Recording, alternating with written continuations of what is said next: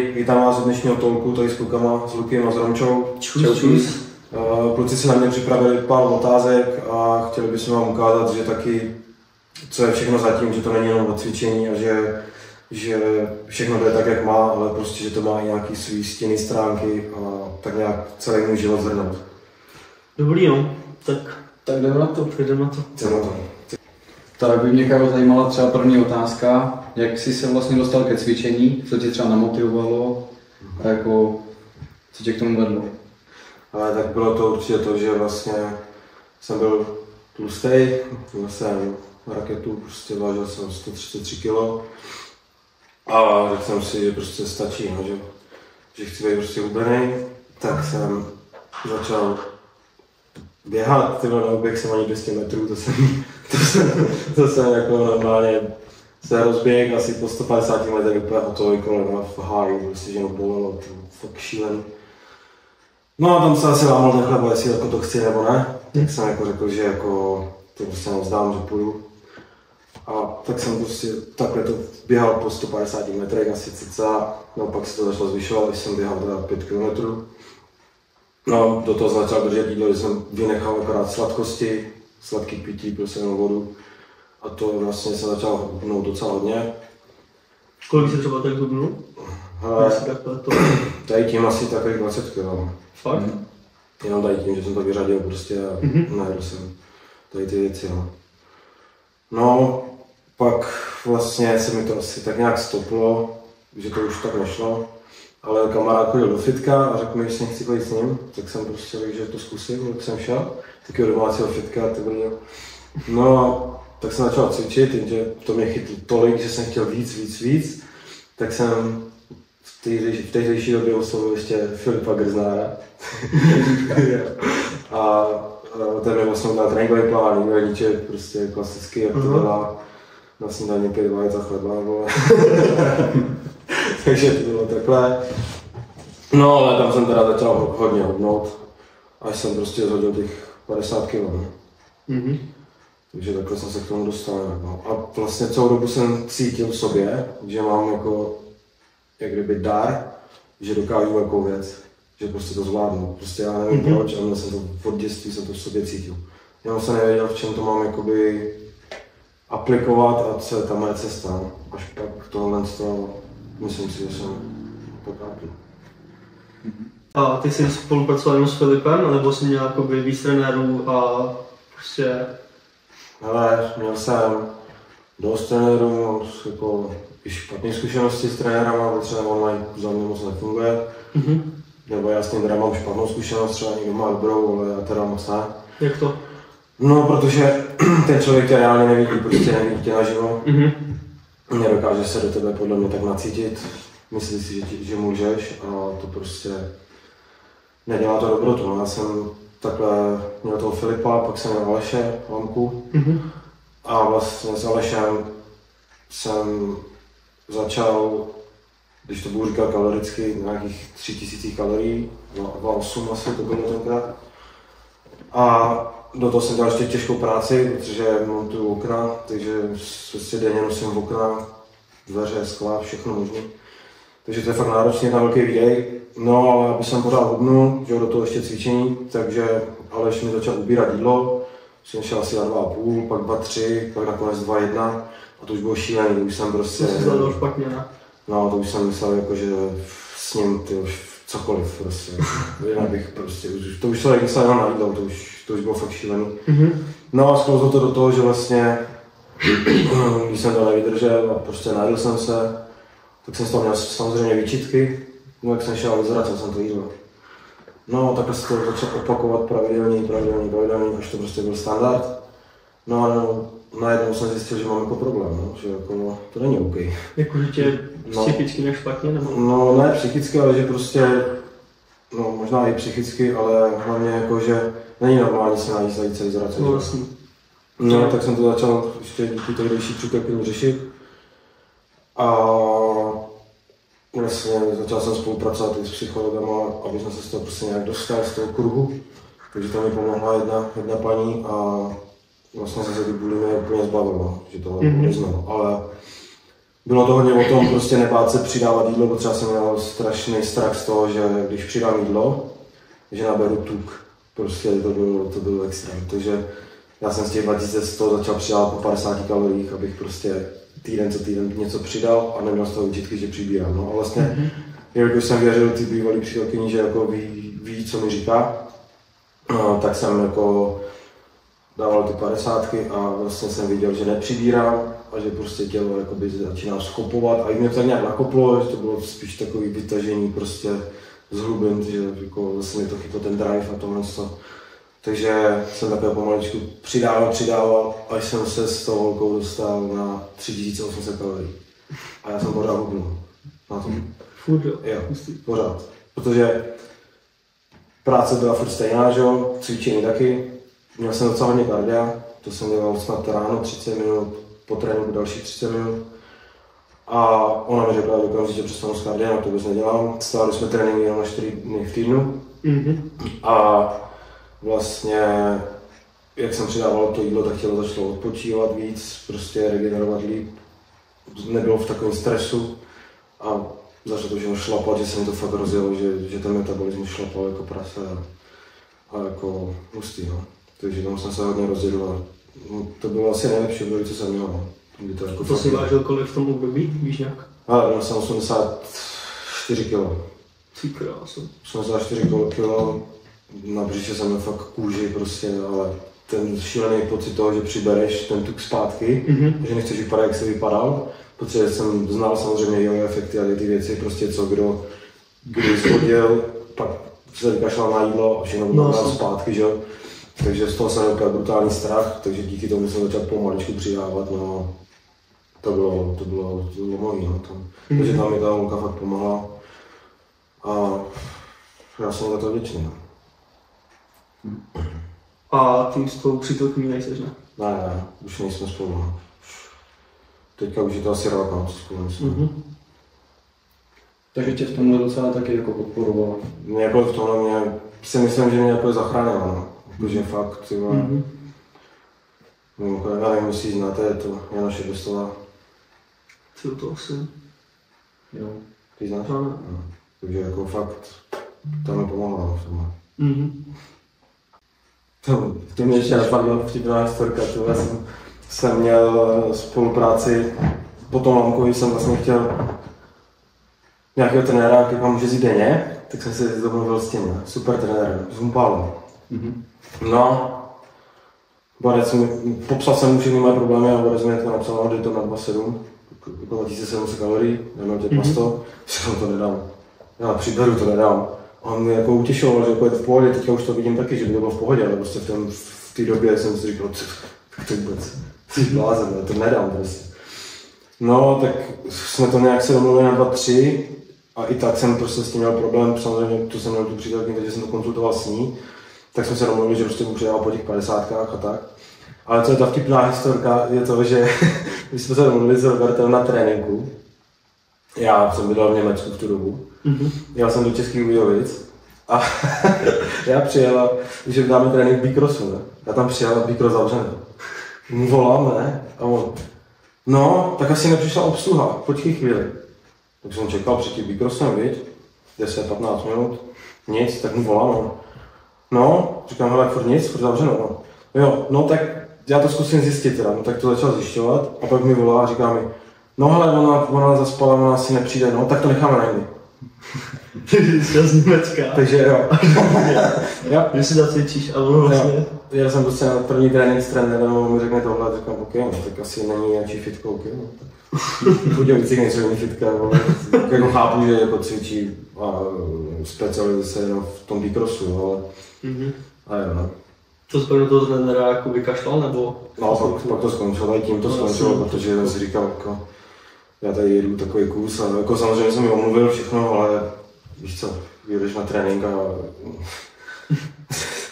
tak to bylo takový vtipný. A teďka máš jakoby kolik kalorií příjem a takhle? Ale aktuálně měl jsem 3000, ale teď jsem pomaličku, co se připravil na závody, takže mám teď už 2,6 a spolupracuju teda s Lukášem Šimánkem ze Strakonic, to je prostě tepec chlap, to se nemůžu stěžovat, ten borec. 24/7 na telefonu, prostě cokoliv potřebuju, hned mi jde vstříc, prostě to je extrém. Ať už se to týká fitka, nebo ať je to mimo fitko, prostě i třeba hlavu, že jo, nemáš hlavu furt 100% nastavenou, takže ti drží hlavu prostě pohromadě, jako žít prostě řekne to. Teďka momentálně mám pupeční kýlu, jdu na operaci zítra, 1. července, takže vlastně i v tomhle mě prostě drží, jak si z toho nic nedělám, že prostě vrátím se silnější a tohle z toho, protože samozřejmě já jsem zvyklý každý den v pohybu, teďka prostě budu off nějaký čas, takže to mě taky hodně podporuje, to si nemůžu stěžovat, to jako jenom doporučuji. A když držíš takhle ten jídelníček, tak jak je to třeba finančně náročný pro tebe? No ale si myslím, že každý si myslí, že jako kulturistická nebo fitness strava je finančně náročná.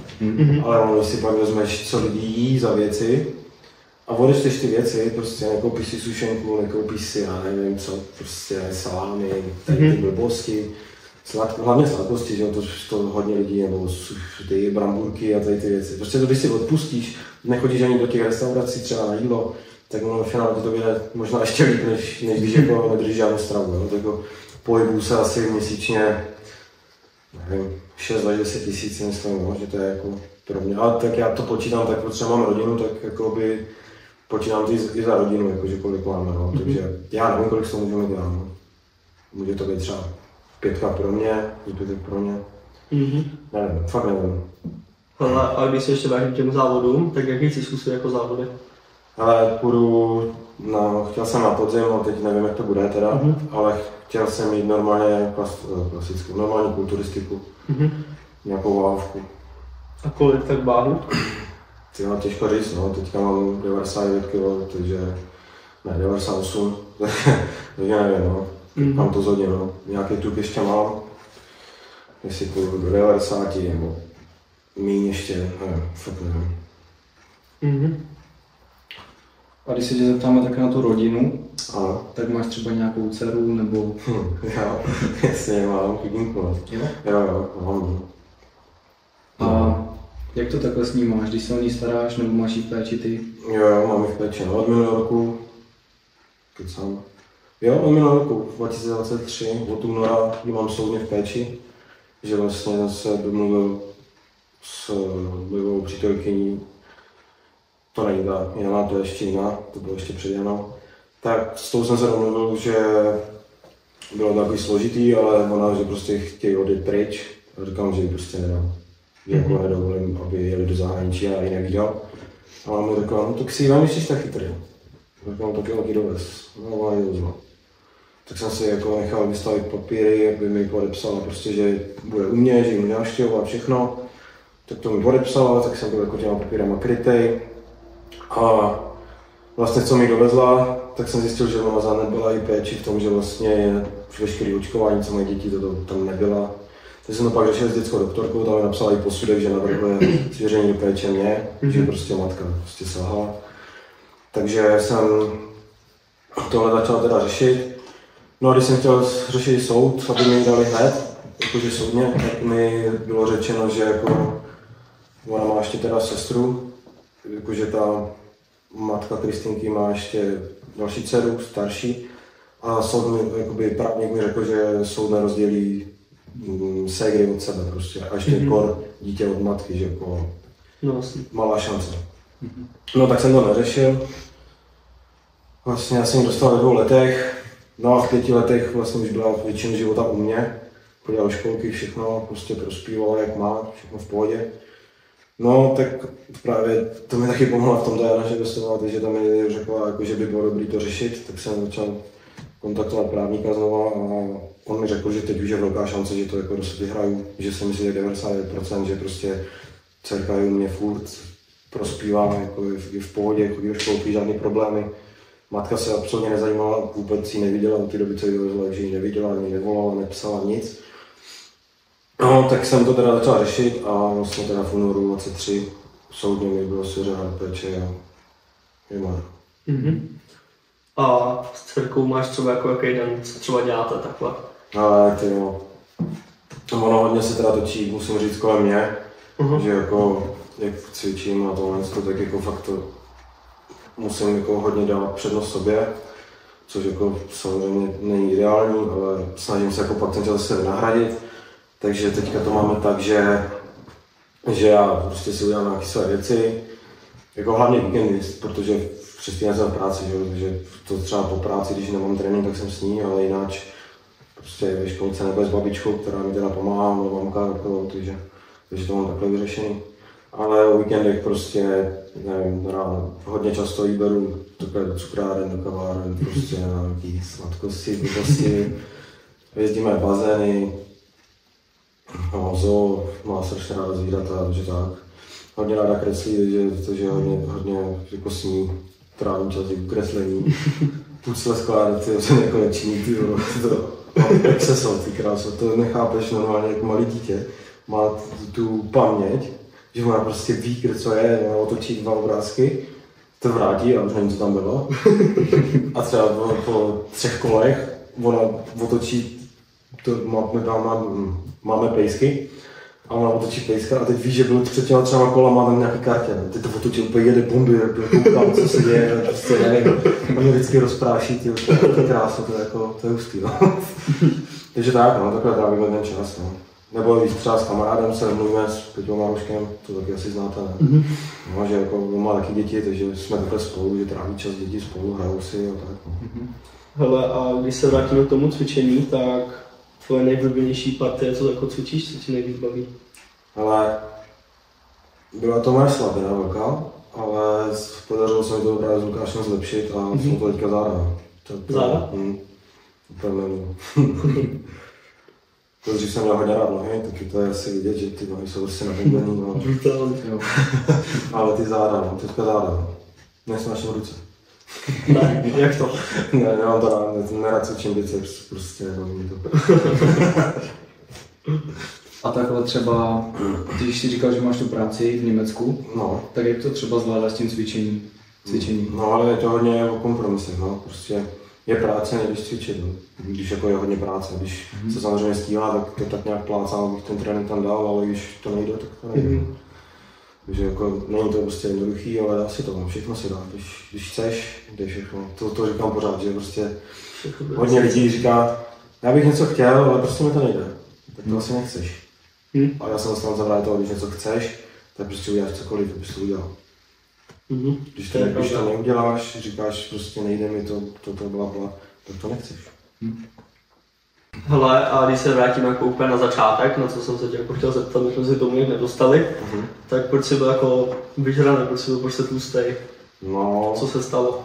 Hele, bylo to tak, že já jsem celý život byl silnější, protože mám takovou rodinu, na stravování fungovalo prostě rohlík, salám, sušenky, sladky, jsem říkal, že jsem pak to přestal jíst a pít. A vlastně já jsem pak začal hrát fotbal, protože jsem se nadchl do Cristiana Ronalda, prostě začal věděli Ronaldo, Co jsi hrál? Já jsem tam, když jsem chodil na školu, to byla taková vesnice a pokud jsem hrál i za město, tam jsem byl na střední. Takže to, pak jsem měl teda možnost hrát i do Rakouska, ale už bych si teda vydělával fotbalem. Ale měl jsem přítelkyni tenkrát první lásku a nechtěl si dopustit to. Nechtěl jsem prostě, no, skrz ní a jako můžu říct, že ne nadarmo se říká, nikdy kvůli holce nenechej svých koníčků nebo něčeho, protože pod to budeš litovat, no. Je to tak, no, tak jako litovat, teď už toho nelituju, ale prostě srovnal jsem se s tím nějak, ale byla to škoda, mohl jsem být třeba někde jinde. Ale zase bych nebyl třeba tady. Zase bych nebyl tady, jo. No. Ale tak teda hrál jsem na fotbal, no a pak tam s tou holkou vlastně přišel taky rozchod a tam to bylo ještě skrz jeho tátu takový jako horší, že mě jakoby docela dával na psychiku nálože, jakože vyhrožování. Takže jsi neměl moc rád? Ne. Vůbec? Ani nevím proč. A jak jsi takhle pocítil po tom rozchodu třeba tu psychiku? Měl jsi z toho nějaký... Ale to jsem byl 14 dní úplně hotový. Jako jsem, protože udělal první láska, tak jsem byl úplně zamilovaný, takže tam to bylo takový těžký, ale prostě to jsem řekl. No ale pak jako se mi stala taková věc, že jsem jel z těch Moravských Budějovic, kde jsem hrál ten fotbal. A jel jsem domů a já jsem potkal v zatáčce 2 Romky, takový, ve čtvrti, kde bydleli jenom Romové. a prostě takový SIčko to bylo. Já jsem bral jednu zatáčku a jel jsem pomalu, no, máš 60, jako, a tam je to mimo obezy, tam můžeš mít 90, jo. Protože to je taková, prostě máš silnici mimo obec a je tam taková rozpadlá barabizna, tam bydlí. Takže tam jako není žádný omezení nic, takže jsem měl prostě 60.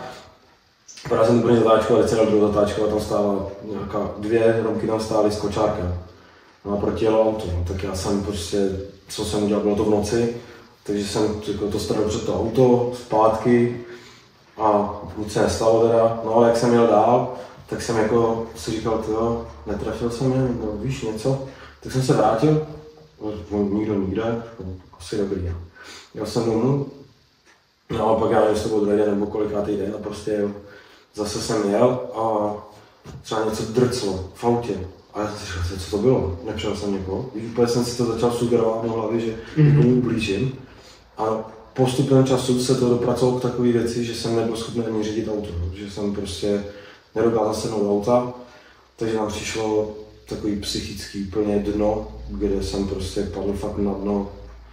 Přemýšlel jsem na sebevraždu, jakože prostě nechci takovýhle život, co jsem mnou, prostě už to nechci.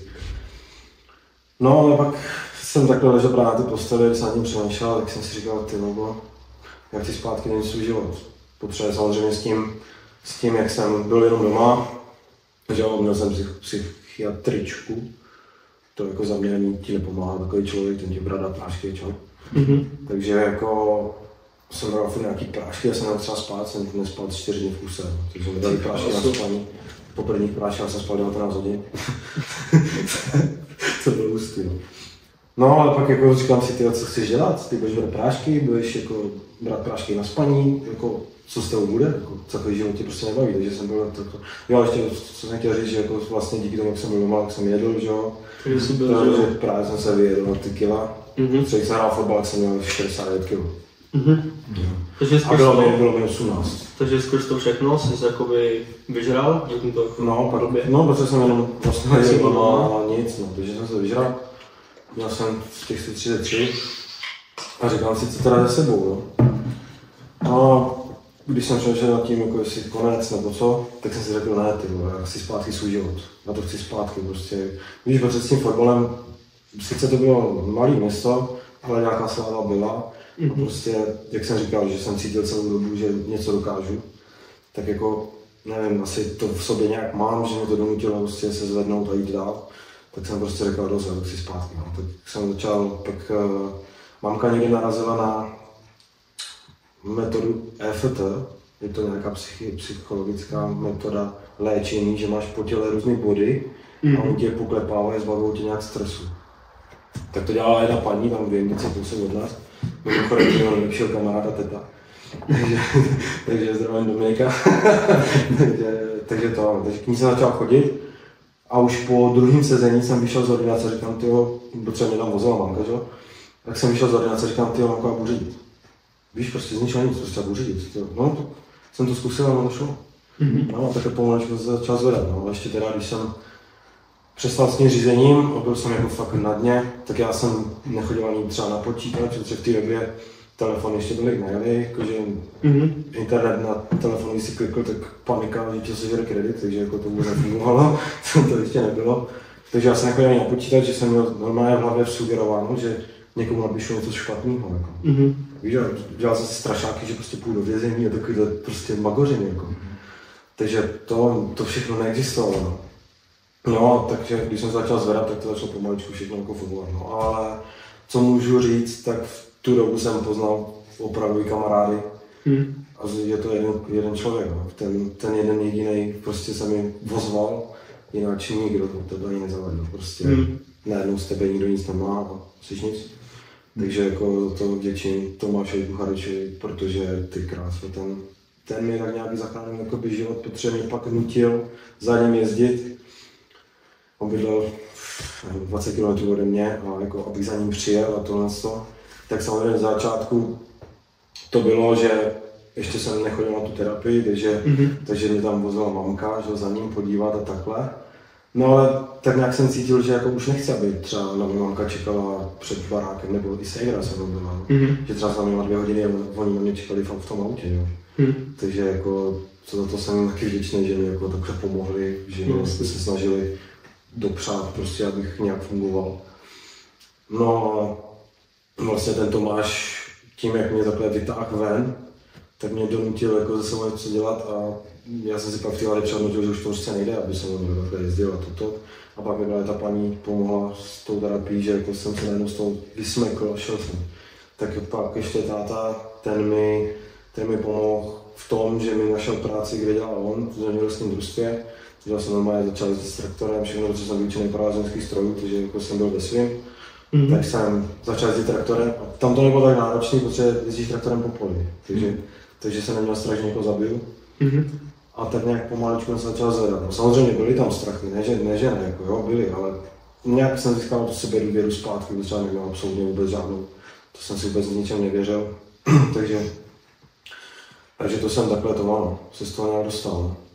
No a pak ještě, když se k tomu když to zhrnu celý, tak to bylo všechno skrz mého tátu, no, že jak mě vychovával, tak ve mně podrejval sebedůvěru, že si člověk nevěřil, že prostě to bylo pořád něco je špatně, to a ty si pak nevěříš, ty říkáš, jo, to jsem nevím, tak si prostě nějak v podvědomí to jede, že ty si to nemyslíš na to a pak jako ve finále se ti stane to, že si nevěříš. Takže tam jsem to měl takhle od toho táty, no, sugerovaný nějak.